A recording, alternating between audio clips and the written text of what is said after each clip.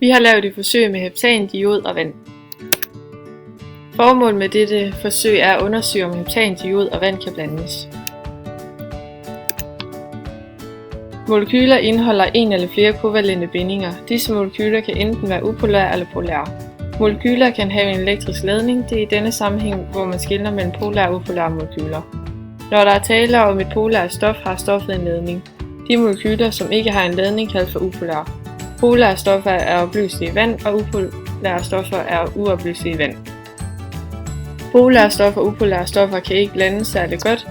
Her vil stofferne ligge oven på hinanden. Et eksempel på det ses, når man for eksempel har med olie og vand at gøre. Her vil olien altid ligge sig oven på vandoverfladen.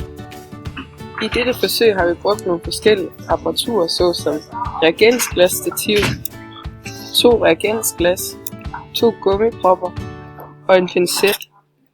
Derudover har vi også brugt nogle kemikalier, som demineraliseret vand, som er ganske ufarligt. Vi har brugt heptan, og herunder ser vi sådan nogle H-sætninger for heptan.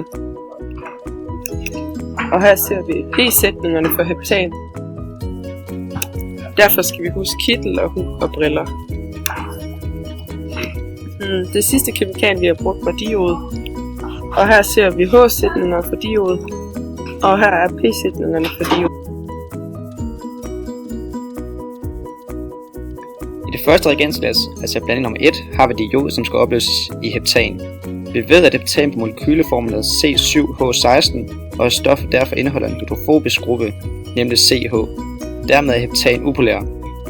Diod er ligeledes upolær, da det består af en ren kovalent binding, hvor atomernes elektronegativitet udligner hinanden. Da 2 upolære stoffer kan blandes med hinanden, så forventer vi, at diod bliver opløst i blanding nummer 1. I andet reagensglas har vi blanding nummer 2, hvor diod skal opløses i vand. Vi ved før, at diod er upolær, hvorimod vand er polær, da det består af en hydrofil gruppe, nemlig OH. Dermed har vi en blanding af et polært og et upolært stof, og forventer da ikke, at de 2 stoffer kan blandes. I blanding nummer 3 har vi en upolær opløsning af diod og heptan, som blandes sammen med det polære vand og det upolære diod, som altså ikke bliver opløst i blanding nummer 2. Vi forventer da, at det sidste diod vil blive opløst i heptan, hvorimod vand og heptan vil forblive adskilt. Forsøgets udførelse. Til at starte med fylder vi det eneste reagensglas nummer 1, med heptan og tilsætter nogle diodkrystaller. Det samme gør vi med det andet reagensglas nummer 2, hvor der er vand i stedet for heptan. Derefter omryster vi hvert glas og iagttager, hvad der sker. Til sidst hælder vi de 2 reagensglas sammen, som også kan ses på billedet, og iagttager, hvad det er, der sker. I vores iagttagelser kan vi se i reagensglas nummer 1, at når heptan og diod bliver blandet sammen, bliver der skabt en lille farve i reagensglasset.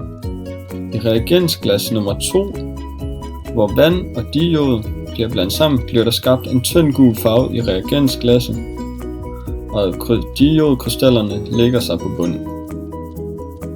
I reagensglas nummer 3, hvor væsken fra reagensglas nummer 1 og reagensglas nummer 2 bliver blandet sammen, lægger væsken sig fra reagensglas nummer 1 sig oven på væsken fra reagensglas nummer 2. Det skyldes, at den ene væske er hydrofob, og den anden er hydrofil. Det kan vi også se i skemaerne her, at når heptan og diod bliver blandet sammen, bliver der skabt en hydrofil gruppe. Det skyldes, at heptan er upolær, og diod også er upolær. Når vand plus diod bliver blandet sammen, bliver der skabt en hydrofob gruppe, og det skyldes, at diod er upolær, og vand er polær. Når vand plus heptan plus diod bliver blandet sammen, bliver der skabt en hydrofob gruppe. Det skyldes, at vi har både en upolær og en polær sammensætning. Og derfor kan vi se, at væskerne ligger adskilt fra hinanden, den lille farve øverst og den gule farve nederst. Vi går baggående forsøgende bekræfte teorien bag.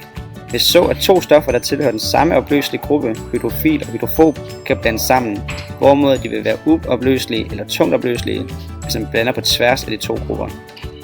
Som resultaterne viser, så kan vi dermed konkludere, at vi havde ret i hypotesen, og at der derfor i blanding nummer 1 dannes en opløsning en opløsning mellem 2 upolære stoffer, og da blanding nummer 2 kun skal en tung opløsning.